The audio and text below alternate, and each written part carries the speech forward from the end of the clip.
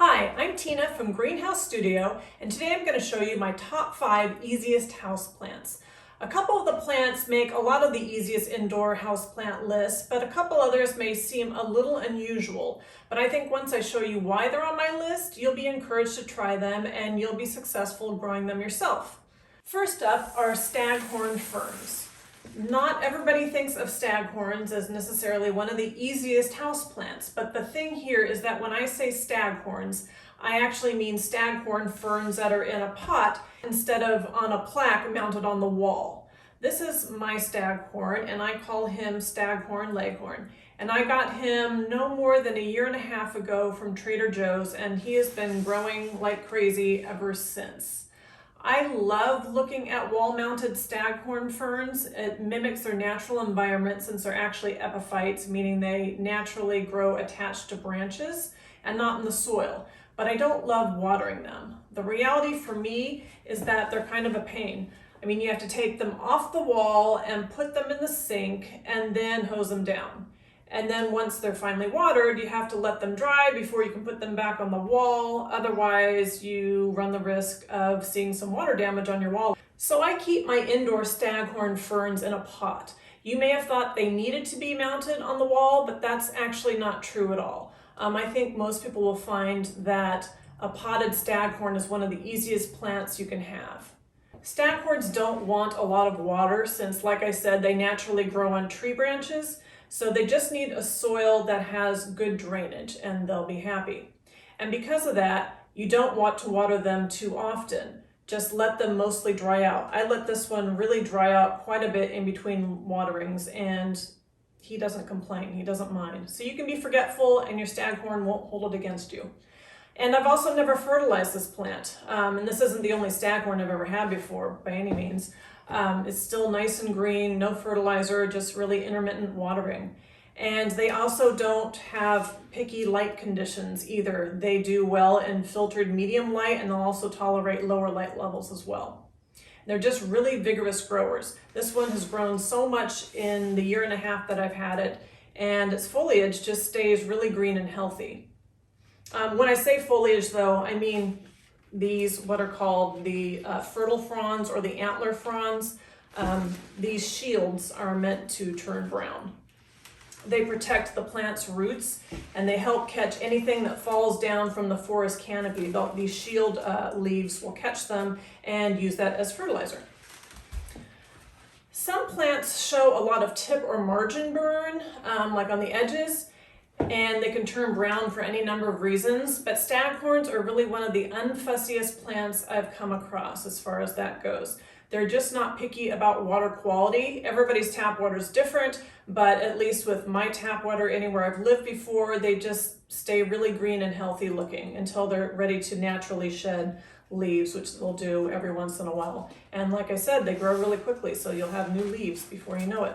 So staghorns in a pot are a great beginner plant. Just be sure to give them well-draining soil, let them go pretty darn dry in between waterings, and give them filtered light, and you will have a happy staghorn. And it really is one of the easiest beginner plants you can have. Next up is Pothos. Pothos are no stranger to the top easiest houseplant lists or houseplants for beginners, and with good reason.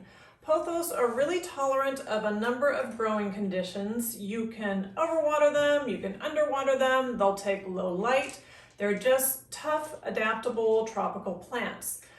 There are a couple main varieties. The golden pothos is called Epipremnum aureus, and that's the one with the yellow leaves, yellow and dark green variegated leaves.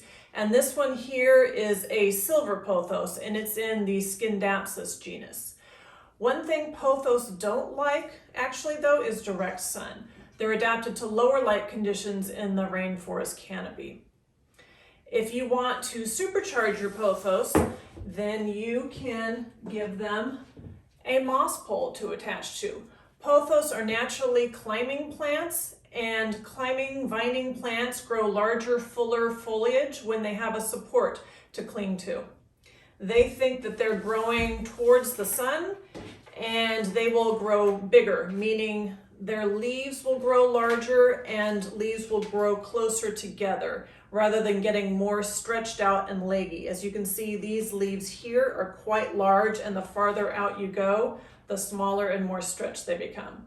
So again, pothos tolerate a lot of different growing conditions. Filtered light is best for them, and they prefer a well-draining soil, but they're so tolerant, some people like to just grow them in water. And here I've just taken a few cuttings off of this plant, and they are slowly starting to develop roots and develop new little shoots up top. And so that is pothos, and they are just a super easy, great beginner plant to start with. Next on my list are air plants, but not just any old air plants. I'm talking about Tillandsia xerographica. Xerographicas make great indoor plants, especially for beginners, because they're so drought tolerant. They are adapted to dry, scrubby environments that are in South Mexico, Guatemala, and El Salvador. And they have this thick, silvery foliage that makes them able to thrive in dry conditions. So this is why they're a great beginner houseplant.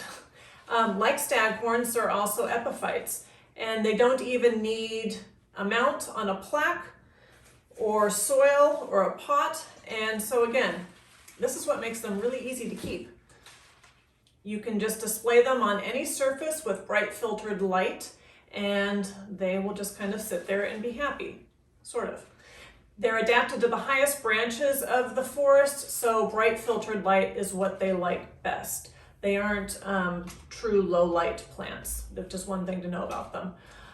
One thing to watch out for with xerographicas is that since they do just kind of sit there never complaining on your shelf looking cute, if they don't get water, it's also kind of easy to ignore them. And so over time, they can slowly decline. So keep an eye out for leaves that start to shrivel a little bit, or even leaf margins that start to turn a little bit brown. But don't get them confused, those shriveled leaves, with leaves that die naturally over time. So leaves on the outside of the base of the plant, like this one here, if you can see it, it's brown and shriveled. It's naturally just dying, and so it's just going to do its thing and it will be shed naturally. Next up, we have Hoyas. Hoyas are also rewarding plants for beginning plantophiles. They have beautiful semi-succulent foliage, and they come in a range of forms which can be fun to collect if you get into them. Most are downward hanging plants like this one is, but a few like this Hoya pubicalyx splash have a twining vining habit.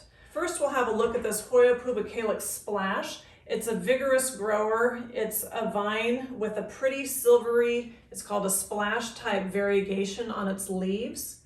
And I got this splash about 15 months ago, and it's really never stopped growing. I realized pretty fast that it would be happy with a trellis to grow fuller leaves, like I mentioned with pothos earlier. So it was the inspiration for this trellis I made.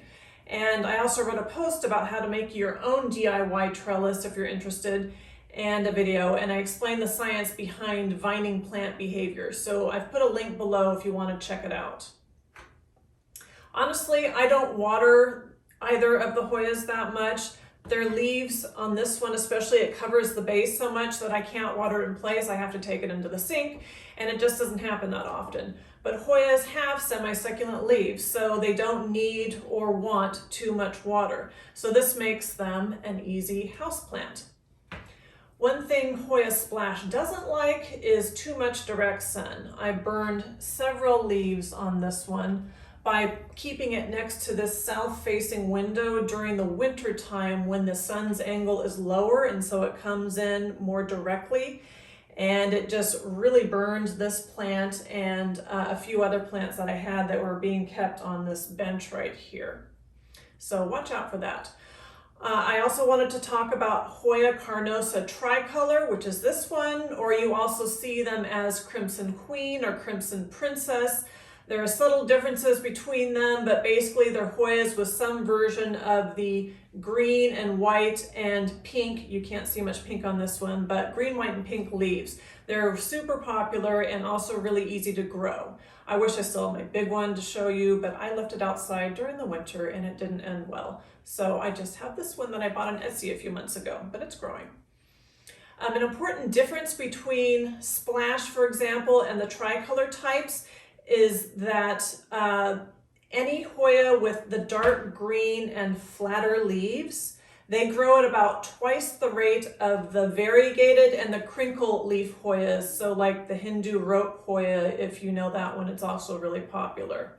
And this actually isn't surprising because any variegated plant lacks chlorophyll in parts of its leaves, and so that means it's going to struggle to photosynthesize in comparison to a solid green plant, and so it's going to grow more slowly. But even so, the tricolor types are still really easy, fun plants.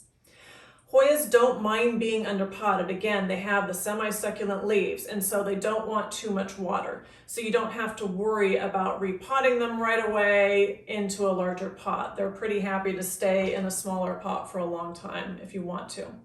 And another fun Hoya fact is that they bloom from spurs that develop at the ends of their tendrils, and they always rebloom from the same spur, so never cut off the spur after it's done blooming. And I've never smelled the Splashes flowers, but the tricolors, inflorescences, smell amazing. To me, they smell like mint chocolate. They're really unusual and definitely worth growing to be able to see those flowers. Monstera Deliciosa is the final plant to make my easiest plant list. They are unfussy plants that will tolerate a range of growing conditions, and people love them for their beautiful split leaf foliage that develops on the mature leaves. Monsteras have juvenile and mature foliage types. The juvenile leaves, if you can see here, are the small heart-shaped leaves with the solid margins. The mature foliage, when it develops, it's called fenestrations. And this is the term for these really super interesting holes that you see in the leaves. And they think that they've developed them to protect the leaves from being torn by strong winds. Monsteras prefer filtered light and well-draining soil. They have similar needs to Pothos, and they're actually related to each other. So they're also very adaptable and easy to grow. And I love these long roots that they also produce. One thing that they don't like, and again, I've learned the hard way, is the strong sun. See the yellow foliage here on this plant? Sure, it could use some fertilizer, nitrogen specifically to green it up, but like my Hoya and a few others, I also left this Monstera by that window and it was hit by too much direct winter sun.